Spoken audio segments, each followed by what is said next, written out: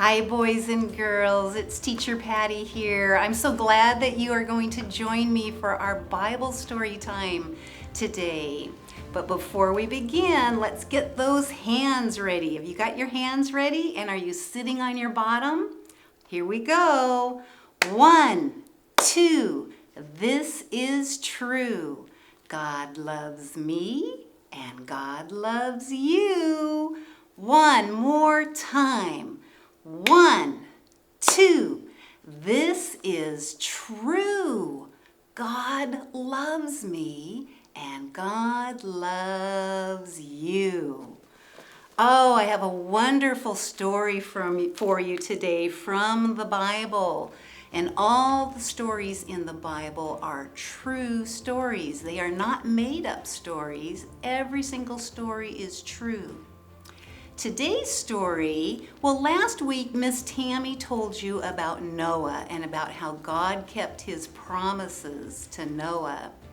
And this week I'm going to introduce you to a new man, and his name was Abraham.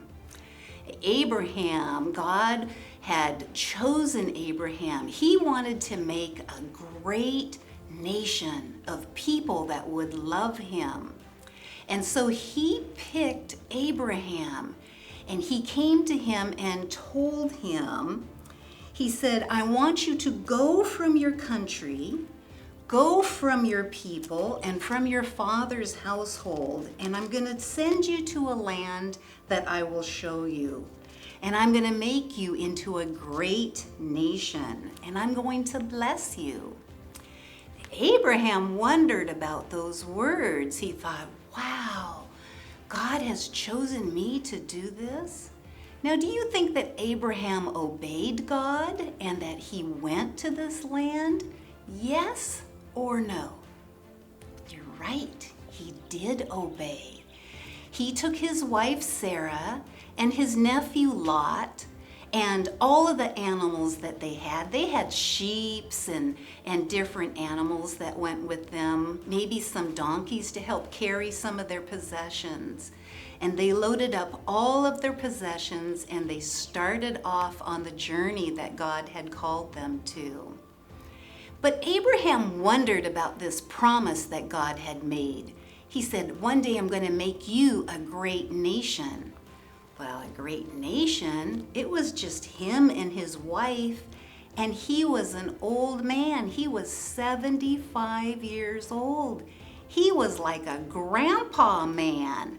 And his wife, Sarah, she was like a grandma lady. She wanted a baby so bad, but they never got to have a baby of their own.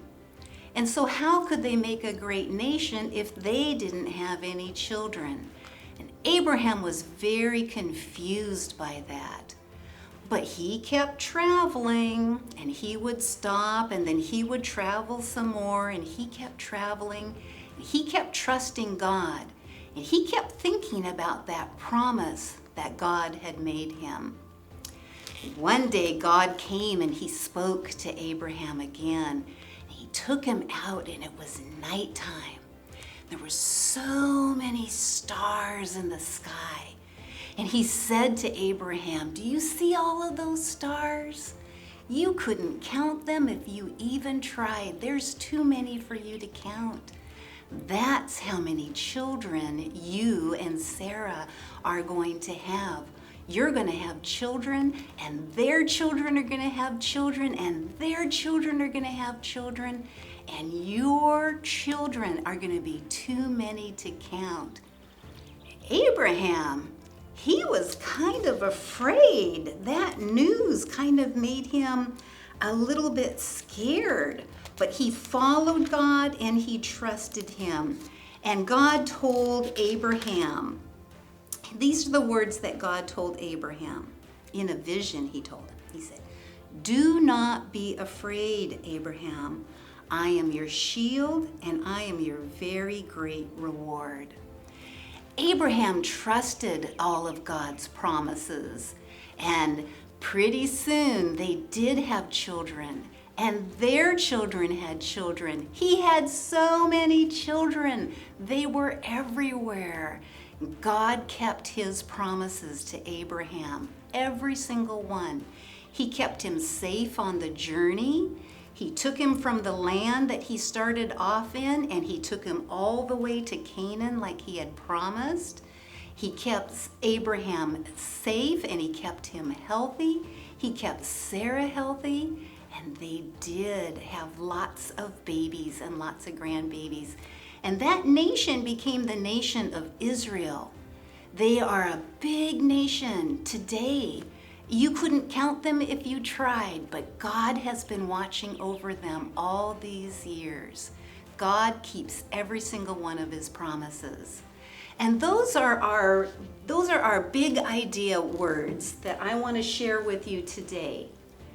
God's promises are for now and for later. God's promises are for now and later. God made promises to Abraham, and he walked with him every single day. And he told Abraham that there were promises that Abraham wouldn't see, but he kept every single one.